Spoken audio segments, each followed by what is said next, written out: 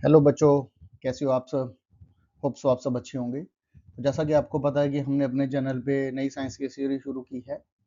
इससे पहले हमने 6th क्लास के चैप्टर डिस्कस किए थे, तो चलिए आज हम अपनी नई 7th क्लास की सीरीज शुरू करने जा रहे हैं फर्स्ट चैप्टर से, जिसका नाम है the ever evolving world of science. तो ये जो बुक है आपकी, ये सिर्फ फैक्ट्स पे बेस्ड नहीं है। इस बुक के अंदर आप बहुत सारे नए नए क्वेश्चंस देखोगे, नए एक्सपेरिमेंट्स देखोगे, अपने आसपास के वर्ल्ड को आप एक्सप्लोर करोगे।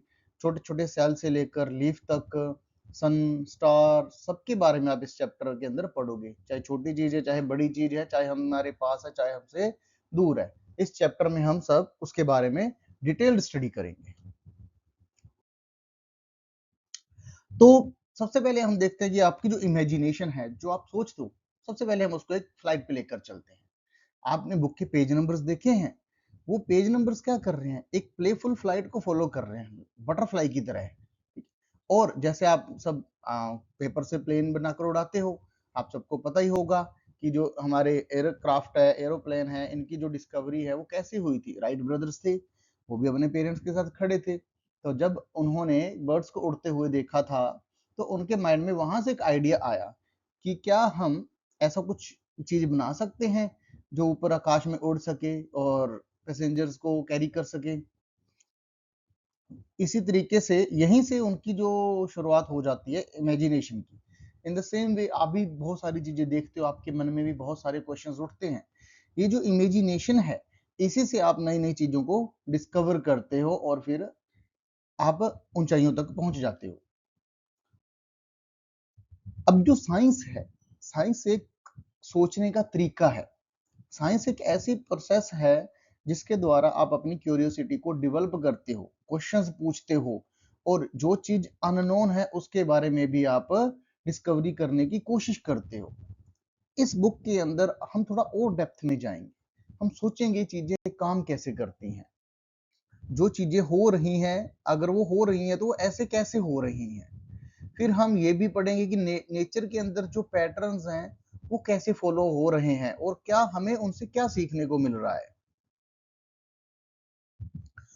Step out and explore. Exploration के लिए हो सकता है आपको किताब से बाहर आना पड़े। किताब ही नहीं, आपको क्लासरूम से भी बाहर आना पड़ सकता है, क्योंकि जब आप फील्ड में उतरोगे, अपने हाथ से एक्टिविटीज करोगे, एक्सपेरिमेंट करोगे, तो ही आप नई नई चीजों को सीखोगे और उसकी डेप्थ तक जाओगे।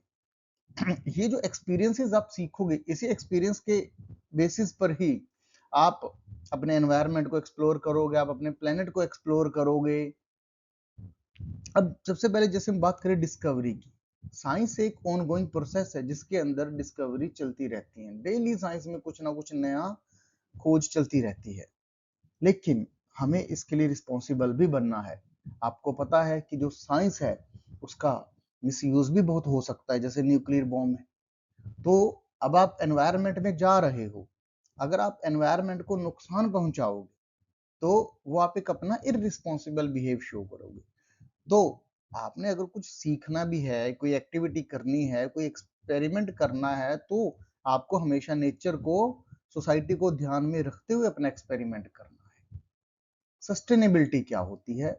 साइंस ही एक ऐसी चीज है जिसकी हेल्प से आप जो भी आजकल एनवायरमेंटल चैलेंजेस हो रहे हैं उनको एड्रेस कर सकते हो। चलो हम एक जर्नी करते हैं साइंस के थ्रू। साइंस का कोई भी फील्ड है, चाहे वो फिजिक्स है, चाहे वो केमिस्ट्री है, चाहे वो बायोलॉजी है, चाहे वो अर्थ साइंसेस है, ये सब की सब आपस में क्या है? इंटरकनेक्टेड है। अगर किसी एक के अंदर डिस्कवरी होती है तो वो डिस्कवरी दूसरी से भी लिंक होती है किसी ना किसी तरीके से, या फिर उसको इंस्पायर करती है कि वो भी अपने फील्ड में कुछ नई खोज करें। तो जैसे कि हम बात करें प्रॉपर्टीज ऑफ मटेरियल, जैसे आप सोचोगे कि बहुत सारे फ्रूट्स सोर भी होते हैं, खट्टे होते हैं, तो वो खट्टे क्यों होते हैं? और कभी आपकी शर्ट के ऊपर सब्जी गिरी हो और उसका जो येलो दाग है, जब आप उसको धोते हो साबुन से तो उसका कलर कैसा होता है, कभी नोटिस किया है? अगर नहीं किया तो आगे से उसको नोटिस करना कि वो कलर का दाग किस कलर में बदल जाता है। इलेक्ट्रिसिटी और मटेरियल्स के बारे में आप पढ़ोगे, जैसे बैटरीज के साथ खेलते हो, बहुत सारे छोटे छोटे मॉडल्स भी आप बनाते हो बल्ब ग्लो करवाने के लिए, अपना सेल, बैटरी, वायर्स वगैरह यूज करके। इस तरीके से आप पढ़ोगे मेटल्स और नॉन मेटल के बारे में कि मेटल्स क्या होती हैं, नॉन मेटल्स क्या होती हैं, उनकी प्रॉपर्टीज क्या होती है। फिर हम देखेंगे चेंजेस अराउंड अस। हमारे सराउंडिंग में बहुत सारे चेंजेस हैं। कुछ चेंजेस तो ऐसे होते हैं जिनको आप रिवर्स कर सकते हो, कुछ ऐसे जिनको आप रिवर्स नहीं कर सकते। इनमें हीट बहुत इंपॉर्टेंट रोल प्ले करती है। जैसे आपने देखा, आप पानी से बर्फ बना सकते हो, बर्फ से पानी भी बना सकते हो, बट अगर दूध से आपने दही बना ली, दही से आप दूध तो नहीं बना सकते। तो इन चेंजेस के बारे में भी हम इस क्लास के अंदर डिस्कस करेंगे। उसके बाद आप बात करते हो अगर हीट, वाटर और लाइफ, अब इनमें क्या रिलेशन है। वाटर साइकिल के बारे में आपने थोड़ा बहुत सुना ही होगा। आपको पता है कि जहां भी हम पानी गिरा देते हैं, पानी क्या हो जाता है, इवेपोरेट हो जाता है। समुद्र से, ओशन से, ग्राउंड से वो पानी क्या हो जाता है, इवेपोरेट हो जाता है। लेकिन बाद में वही पानी बारिश बन के भी गिरता है, और कुछ नदियों में चला जाता है, समुद्र में चला जाता है, और कुछ अंडरग्राउंड भी चला जाता है। अब इनकी इनका जो ड्राइवन फैक्टर है, इन चेंजेस को ड्राइव कौन करता है, हीट। हीट ही आइस को क्या करती है, मेल्ट करती है। जैसे आइस क्यूब्स हैं, तो मेल्टिंग ग्लेशियर भी इसी से बनते होते हैं। फिर आप देखोगे लाइफ प्रोसेसेस के बारे में। अब आप 7th क्लास के अंदर आ गए हो, आपकी जो बॉडी है इस टाइम उसके अंदर चेंजेस होने शुरू हो गए। आप एक मिडिल स्कूल के अंदर हो। कोई भी प्लांट है, चाहे एनिमल है, उन सबको खाना चाहिए, सांस लेने के लिए ऑक्सीजन भी चाहिए, न्यूट्रिएंट भी चाहिए उनको सरवाइव होने के लिए। तो बिलियंस ऑफ ईयर्स के साथ ही हमारी अर्थ के ऊपर जो लाइफ है वो बहुत ही ब्यूटीफुली तरीके से क्या हो चुकी है, बैलेंस्ड हो चुकी है। लेकिन हमें इस बैलेंस को बनाए रखना है, ताकि हमारे आने वाली जनरेशंस के लिए जो रिसोर्सेज है वो सेव रह सके। फिर आप पढ़ोगे इसमें टाइम, लाइट और शेडो के बारे में।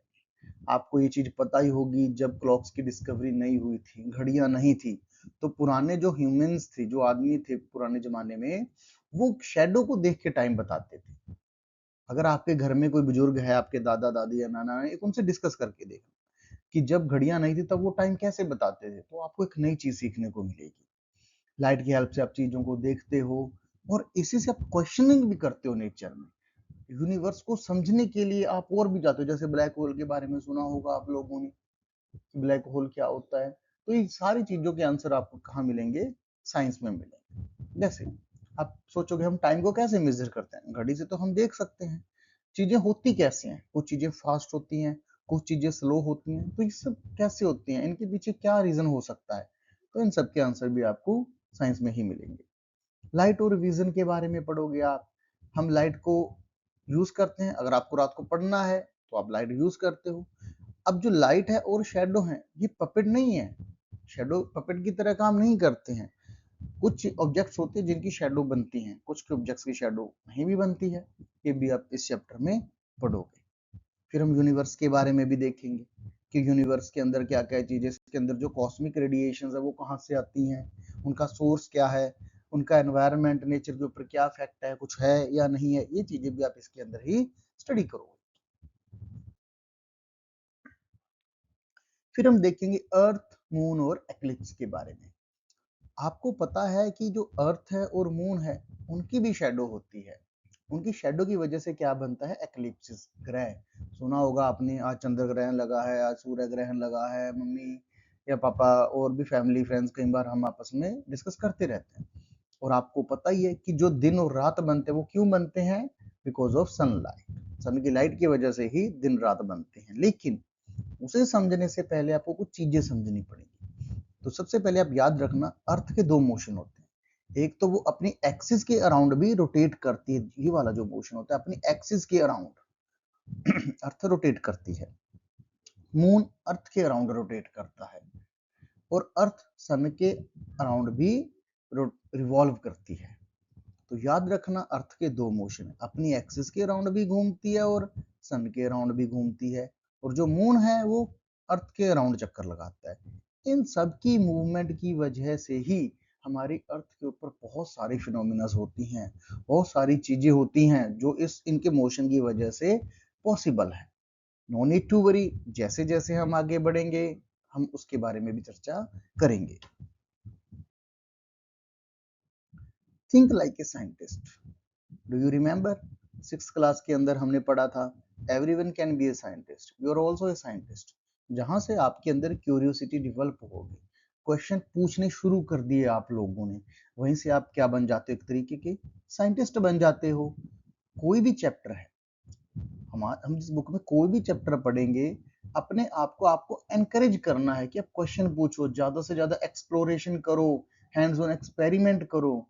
अब एक्सपेरिमेंट करके उनको कंफर्म भी करना पड़ता है कि हमने जो एक्सपेरिमेंट किया है क्या वो गलत है या सही है, उसकी कॉन्सिक्वेंसेस क्या हैं, कभी उसका मिसयूज तो नहीं होगा।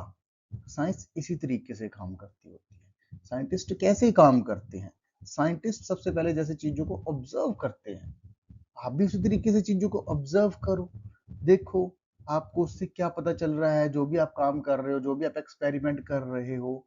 फिर क्वेश्चन लाओ माइंड के अंदर, डीपर क्वेश्चन पूछो, बेसिक क्वेश्चन ना पूछो, थोड़ा अलग हटके, औरों से हटके क्वेश्चन पूछो।